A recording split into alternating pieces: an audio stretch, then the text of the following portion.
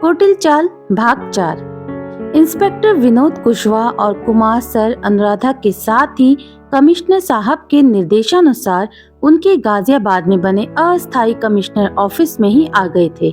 दरअसल कमिश्नर साहब का हेडक्वार्टर तो मेरठ में था, परंतु केंद्र सरकार के द्वारा निर्देशित अति गोपनीय ऑपरेशन के क्रियान्वयन के लिए उन्होंने अस्थायी तौर पर एक कार्यालय गाजियाबाद में ही बनवा लिया था, जो कि कलेक्टर ऑफिस के पास ही था।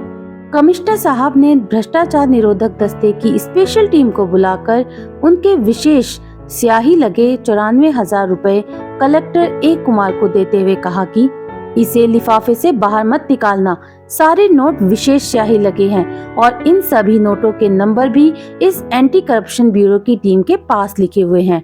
तुम आज शाम को ही ये रुपए उस ठेकेदार को दे देना और उससे सीमेंट कहाँ से उठाना है इसकी बात कर लेना। शाम को इंस्पेक्टर विनोद कुशवाहा किसी परिचित की मोटरसाइकिल लेकर गांव के लोगों की तरह धोती कुर्ता पहनकर नकली मूछ लगाकर कुमार सर के साथ बाकी के रुपए लेकर उस ठेकेदार के पास चल दिया। उनके पीछे पीछे हवलदार भी सिविल ड्रेस में अपनी अपनी व्यक्तिगत मोटरसाइकिल में कुछ अंतराल से चल रहे थे। उस अंडर कंस्ट्रक्शन ब्रिज से कुछ पहले इंस्पेक्टर विनोद कुशवाहा ने पीछे आ रहे चारों हवलदारों को पास आने पर आगे की योजना समझाई। उन चारों हवलदारों के मोबाइल नंबर कुमार सर ने नोट कर लिए थे। इसके बाद कुमार सर ने नोटों से भरा लिफाफा ठेकेदार को देते हुए कहा, लो भाई, बाकी के 94,000 रुपए भी ले आया हूँ, गिनकर अपनी संतुष्टि कर लो। ठेकेदार ने लिफाफा बिना खोले ही जेब में डाल दिया और शंकित नजर से इंस्पेक्टर विनोद की ओर इशारा करते हुए पूछा कि ये भाई साहब कौन है? तो कुमार ने इंस्पेक्टर विनोद का परिचय अपने गांव के ही युवक के रूप में कराया और कहा कि इतनी बड़ी रकम लेकर आने में डर लगता है, इसीलिए अपने साथ इस व्यक्ति को भी ले आया हूँ। अब ठेकेदार ने आश्वस्त होकर नोट गिने, फिर पास में ही स्थित एक पीसीओ से कहीं पर फोन करके वापस आकर कुमार से कहा कि वह कल तड़के ही उनकी एक दूसरी कंस्ट्रक्शन साइट पर ट्रक लेकर पहुंच जाए, उसे माल वहीं मिल जाएगा। अपने साथ सामान लोड करने के लिए लेबर भी लेकर आना है। कुमार ने खुश होकर कहा कि ठीक है, अब मुझे पैसों की पावती तो दे दो। इस पर ठेकेदार ने कहा कि आपको कच्चा बिल ही मिलेगा और वो भी तब जब आप सीमेंट लेने को आओगे। अब तक तो सब कुछ कलेक्टर ए कुमार की योजना अनुसार ही हो रहा था, फिर भी उन्होंने डरने का अभिनय करते हुए उस ठेकेदार से कहा, भाई सब कुछ ठीक ठाक तो हो जाएगा ना, मुझे सही वक्त पर माल तो मिल जाएगा ना, कोई पुलिस का लफड़ा नहीं चाहिए मुझे। ठेकेदार ने उसे मुस्कुराकर कहा, तू पहली बार हमसे माल ले रहा है इसलिए इतना डर रहा है, हमारा धंधा तो सिर्फ जुबान पर ही चलता है और पुलिस से डरने की कोई बात नहीं है। हमारा सेठ तो बाप है पुलिस का, अगर गलती से कुछ हो भी गया तो 24 घंटे में तुमको छुड़वा लेंगे। ए कुमार ने उसकी बात पर इस तरह हामी भरी मानो वह आश्वस्त हो गया हो। उसने ठेकेदार की बताई साइट पर ठीक 4 बजे सुबह 5 ट्रक और अपनी लेबर के साथ पहुंचने का समय ठेकेदार से सुनिश्चित किया। ठेकेदार ने भी कहा कि तुम्हारी 2500 बोरी सीमेंट और इसका कच्चा बिल भी तुम्हें उसी वक्त मिल जाएगा। कुमार सर ठेकेदार से विदा लेकर इंस्पेक्टर विनोद कुशवाहा के साथ उस साइट से आगे बढ़े। उसके तुरंत बाद ही इंस्पेक्टर विनोद कुशवाहा ने 2 हवलदार को अपनी अपनी बाइक पर उस कंस्ट्रक्शन साइट के और नजदीक जाकर पेड़ के पीछे छुपकर उस ठेकेदार पर नजर रखने को लगा दिया और बाकी के दोनों हवलदार उस सड़क के दोनों छोर पर अपनी अपनी मोटरसाइकिल पर बैठकर जाने वाले थे। कुमार सर ने उन्हें कहा कि हम लोग पुलिस हेडक्वार्टर जा रहे हैं, तुम लोग अपनी अपनी मोटरसाइकिल से इस ठेकेदार पर सुबह 4 बजे तक नजर रखना, वो जिस भी जगह जाए हमें तुरंत सूचित करते रहना और उसके घर वापस आने तक एक हवलदार उसके पीछे ही लगा रहेगा। इसके अलावा ये ठेकेदार जिस भी घर में जाएगा दूसरा हवलदार उस घर के पास तब तक रुकेगा जब तक कि कोई दूसरा उस घर से बाहर नहीं निकलता और उसका भी पीछा करने के लिए एक हवलदार लगा देना। इस तरह से चैन की कड़ी की तरह कार्य करते हुए हमें अपने अपने मोबाइल फोन से अपडेट करते रहना। इस कंपनी के मालिक रितेश ठाकुर के घर के पास उनसे उचित दूरी बनाए रखना, किसी भी हाल में उनको शक नहीं होना चाहिए। इसके बाद कलेक्टर ए कुमार और inspector Vinod Kushwaha police headquarter चले गए। इंस्पेक्टर कुशवाहा ने दो हवलदार सिविल ड्रेस में ही अपनी प्राइवेट मोटरसाइकिल के साथ में उस कंस्ट्रक्शन कंपनी के मालिक रितेश ठाकुर और मंत्री जी के घर के पास भी लगा दिए थे। सभी हवलदार एक दूसरे से एवं इंस्पेक्टर कुशवाहा से मोबाइल से कनेक्टेड थे। वो सभी हवलदार इंस्पेक्टर विनोद कुशवाहा के विश्वास पात्र थे और इस तरह की मुखबिरी में माहिर थे। पुलिस हेडक्वार्टर पहुंचते ही इंस्पेक्टर विनोद कुशवाहा और कुमार सर ने पाया कि वहां पर एंटी करप्शन ब्यूरो की बड़ी टीम 4 गाड़ियों में पहले से ही आ चुकी थी। कलेक्टर ए कुमार ने सभी हवलदारों के मोबाइल नंबर लेकर उनकी ट्रैकिंग के लिए एक कंप्यूटर पर डाल दिया। इससे उन सभी हवलदार की लोकेशन का पता पुलिस हेडक्वार्टर में चल रहा था। हालांकि ये बात वो हवलदार नहीं जानते थे। इसके अलावा मंत्री जी और रितेश ठाकुर के घर के सारे फोन भी पुलिस टीम टेप कर रही थी। लगभग 2 घंटे बाद ठेकेदार का पीछा करते हुए हवलदार उस कंस्ट्रक्शन कंपनी के मालिक के घर पहुंचे। कुछ समय बाद रितेश ठाकुर, जो उस कंपनी का मालिक था, ने मंत्री जी को फोन करके कहा कि वह उसके लिए मिठाई लेकर आ रहा है। मंत्री जी खुश होकर बोले, ठीक है, जल्दी आओ। एक हवलदार उस कंस्ट्रक्शन कंपनी के मालिक के घर के पास रुका और दूसरा वापस उस ठेकेदार का पीछा करने लगा। ठेकेदार वहां से सीधा अपने घर जाकर सो गया। दोनों ही हवलदार ने पूरी जानकारी पुलिस हेडक्वार्टर में दी। दूसरा हवलदार, जो कि कंस्ट्रक्शन कंपनी के मालिक रितेश ठाकुर की निगरानी कर रहा था, ने बताया कि वह रितेश ठाकुर के निकलने का इंतजार कर रहा है। लगभग आधे घंटे बाद रितेश ठाकुर एक ब्रीफकेस लेकर अपनी काली रंग की BMW कार में बैठकर घर से निकला। हवलदार खुद हैरान होकर उसका पीछा करते हुए मंत्री जी के बंगले तक पहुंच गया। उसने तुरंत ही डरते हुए बात पुलिस हेडक्वार्टर में बताई। कुमार सर ने उसे रितेश ठाकुर के घर तक पहुंचने तक नजर रखने और लगातार सूचना देते रहने को कहा। आधे घंटे बाद ही रितेश ठाकुर मंत्री जी के यहाँ से निकलकर एक वरिष्ठ पुलिस अधिकारी मेश्राम, जो कि उस इलाके का थाना इंचार्ज था, के यहाँ पहुंचा। थाना इंचार्ज मेश्राम पर पहले भी भ्रष्टाचार के आरोप लग चुके थे। उसकी छवि दागदार थी। पुलिस विभाग के तरफ से उस पर कार्यवाही भी चल रही थी, परंतु हर बार वह सबूतों के अभाव व मंत्री जी के दबाव के आगे छोड़ दिया जाता। इसीलिए कुमार सर ने जानबूझकर उसे इस ऑपरेशन की भनक भी नहीं लगने दी और उसे दूसरे नाके की जिम्मेदारी देकर हेडक्वार्टर से दूर ही रखा था। इसलिए मेश्राम के इसमें शामिल होने पर किसी को आश्चर्य नहीं हुआ। अब मेश्राम का मोबाइल फोन भी पुलिस ने टेप करने को लगा दिया था। 10 मिनट बाद वहां से रितेश ठाकुर सीधा अपने घर जाकर सो गया।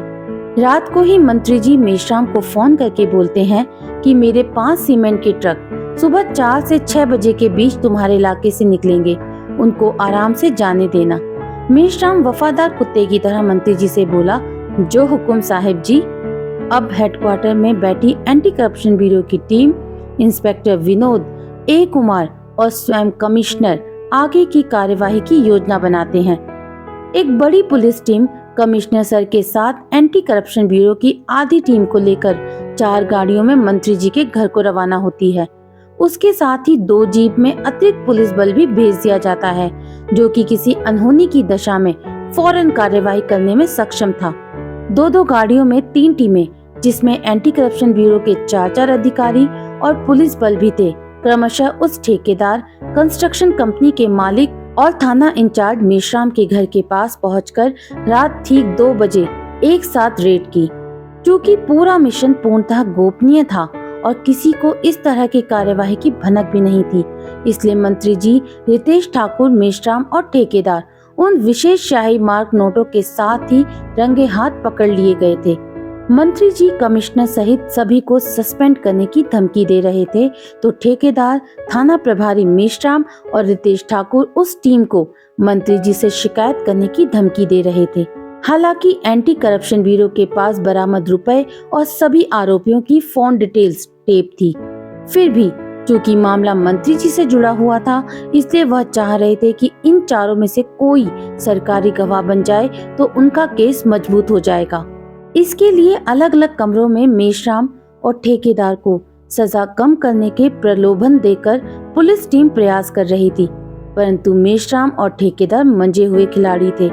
उन पर इन बातों का कोई असर नहीं पड़ रहा था। वो दोनों आश्वस्त थे कि मंत्री जी के होते हुए कोई भी उन पर हाथ नहीं डाल सकता था।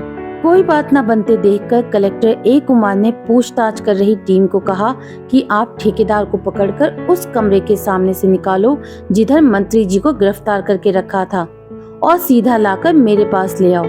ठेकेदार ने पहली बार मंत्री जी को इतनी दयनीय हालत में गिरफ्तार होते देखा था। इसके बाद जब उसे ए कुमार के पास लाया गया तो ए कुमार ने उसे कुर्सी पर बैठने को कहा और पूछा, क्या लोगे, चाय पानी वगैरह? ठेकेदार ने अब तक कुमार सर को नहीं पहचाना था। पहचानता भी कैसे, अभी तो कुमार सर सूट पैंट पहनकर बैठे हुए थे। उसके पास आया साधारण कुर्ते पजामे वाला आदमी एक कलेक्टर हो सकता है, यह उस ठेकेदार ने तो सपने में भी नहीं सोचा था। इसलिए उसने कुछ भी कहने से इनकार कर दिया था। इसके बाद कुमार सर ने अपनी बैग खोलकर उस ठेकेदार के सामने ही उस बैग से अपना कुर्ता निकाला और कुर्ते की जेब से बीड़ी का बंडल और माचिस निकालकर उस ठेकेदार को कहा, मुझे पता है कि तुम चाय नहीं बीड़ी पियोगे, इसलिए मैं यह कुर्ता यहाँ पर भी अपने साथ लेकर आया था। अब वह ठेकेदार हैरान परेशान होकर कुमार सर की आंखों में झांक कर समझने की कोशिश कर रहा था कि जब यही आदमी मुझसे 2 बार मिला था तो कितना अलग लग रहा था, पर आवाज तो वही है। ठेकेदार को सब याद आ गया कि किस तरह से वह अपनी होशियारी मारते हुए इन साहब को सब कुछ आज सुबह ही बता चुका था। ठेकेदार अब टूट चुका था। बोला, साहब जी, सुबह तो आपको सब कुछ बता ही चुका हूँ, इससे ज्यादा मुझे कुछ नहीं पता है, और यह सब मैंने आपको बताया जानने के बाद तो मंत्री जी मुझे जिंदा भी नहीं छोड़ेंगे। इस पर कुमार ने उस ठेकेदार को कहा कि तुम तो देख ही चुके हो कि मंत्री जी हमारी कैद में है। उनके खिलाफ हमारे पास इतने सबूत हैं कि आराम से 10 से 15 साल तो मंत्री जी जेल में ही गुजारेंगे। कहकर उन्होंने उस ठेकेदार को उसकी कंपनी के मालिक रितेश ठाकुर और मंत्री जी के बीच हुई बात का टेप सुना दिया। इससे ठेकेदार आश्वस्त हो गया कि मंत्री जी और उसकी कंपनी का मालिक रितेश ठाकुर तो अब लंबे से नपने वाले हैं। इनके जेल में रहने से उसकी नौकरी तो वैसे ही छूट जाएगी। यदि उसने मंत्री जी का साथ दिया तो वह भी उन सबके साथ 5-7 साल के लिए जेल में चला जाएगा। ऐसे में उसके परिवार का क्या होगा? ठेकेदार ने रोते हुए कुमार सर के पैर पकड़ लिए और बोला, साहेब, मैं सरकारी गवाह बनने को तैयार हूँ, पर उसके लिए आपको मेरी सलामती का वादा करना होगा। मुझे और मेरे परिवार को मंत्री जी के आदमियों से जान का खतरा रहेगा। कुमार सर ने कमिश्नर से बात की तो कमिश्नर ने उसके लिए पुलिस सुरक्षा देने का वादा किया। इसके बाद उस ठेकेदार ने विस्तार से रितेश ठाकुर और मंत्री जी के सारे काले कारनामों का कच्चा चिट्ठा पुलिस को बताकर टेप करवाया। बयान पर सरकारी गवाह की हैसियत से दस्तखत किए। अब उसे यही बात कमिश्नर सर के द्वारा बुलाई गई प्रेस कॉन्फ्रेंस में भी कहना था। कमिश्नर ने कुमार को बुलाकर कुछ विचार विमर्श किए और उसके बाद एक लेडी इंस्पेक्टर को कलेक्टर अनुराधा, जो अभी अपने गेस्ट हाउस में सो रही थी, के पास भेजकर कहा कि आप आज सुबह 7 बजे ऑफिस आ जाइए। कमिश्नर सर ने अर्जेंट मीटिंग रखी है। इसी बीच इंस्पेक्टर विनोद ने सभी न्यूज मीडिया चैनल को फोन करके मंत्री जी को आज तड़के भ्रष्टाचार के आरोप में गिरफ्तार किया है और कमिश्नर साहब ने आज सुबह इसके लिए प्रेस कॉन्फ्रेंस रखी है। अनुराधा ने उस लेडी इंस्पेक्टर के आने के बाद वक्त देखा तो सुबह के 6:30 बज रहे थे। वह तैयार होकर नियत समय पर कमिश्नर सर के अस्थायी ऑफिस पहुंच गई। उसके मन में तरह तरह की आशंका हो रही थी कि कहीं उससे कोई गलती तो नहीं हो गई, क्या शहर में कोई अनहोनी हो गई? फिर ऐसा क्या हुआ कि कमिश्नर सर ने उसे इतनी सुबह सुबह बुलाया है? उसने उस कार्यालय में आकर देखा तो उसे वहाँ बाहरी चहल पहल दिखाई दी। Commissioner sir, Kumar sir, inspector Vinod, अन्य ऑफिस के लोग, कुछ उत्साही मीडिया भी अब पहुंचने लग गए थे। कमिश्नर सर ने उसे और कुमार सर को एक रूम में बुलाया और कहा कि हमने आज आधी रात को मंत्री जी को भ्रष्टाचार के आरोप में रंगे हाथ गिरफ्तार किया है। इसी बारे में सुबह 7 बजे प्रेस कॉन्फ्रेंस बुलाई है। क्योंकि कुमार अभी अस्थायी कलेक्टर हैं और तुमने 2 दिन पूर्व ही यह पदभार संभाल लिया है, तुम्हें मीडिया के सामने संक्षिप्त में इस पूरे घटनाक्रम की जिम्मेदारी व श्रेय लेना है। वहाँ पर तुम्हारे बयान से पहले हम उस ठेकेदार को मीडिया के सामने मंत्री जी की पूरी कुंडली खोलने को बोल देंगे। इसके बाद तुम्हें 2 लाइन का बयान देना है कि अपने सीनियर्स के मार्गदर्शन, ईमानदार पुलिस और जोशीली एंटी करप्शन ब्यूरो की टीम के तालमेल से हमने आज मंत्री जी को रंगे हाथ पकड़ा है। इसी तरह आगे भी हम बड़े से बड़े अपराधी को पकड़ने में नहीं हिचकिचाएंगे। योजना के अनुसार ही ठीक 7:30 बजे सारे मीडिया चैनल ने ब्रेकिंग न्यूज के साथ उस अस्थायी कमिश्नर ऑफिस से लाइव कवरेज दिखाना शुरू कर दिया। सबसे पहले कमिश्नर ने मीडिया के सामने कहा कि इस कार्य को अनुराधा जी, जिन्होंने 2 दिन पूर्व ही कलेक्टर पद की जिम्मेदारी ली है, ने बहुत बुद्धिमानी और साहस का परिचय देते हुए पूर्ण किया है।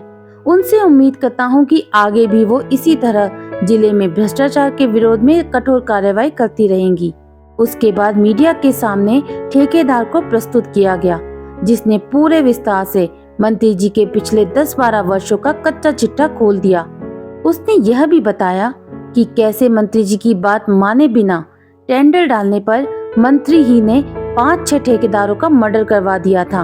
अंत में अनुराधा ने कमिश्नर सर द्वारा निर्देशित बयान को अपने सीनियर्स के मार्गदर्शन, ईमानदार पुलिस और जोशीली एंटी करप्शन ब्यूरो की टीम के तालमेल से हमने आज मंत्री जी को रंगे हाथ पकड़ा है। इसी तरह आगे भी हम बड़े से बड़े अपराधी को पकड़ने में नहीं हिचकिचाएंगे। ज्यों का त्यों सुनाकर प्रेस कॉन्फ्रेंस खत्म की। उसके लिए यह पहला अनुभव था। इस प्रेस कॉन्फ्रेंस के कारण राजनीतिक उठापटक मच गई।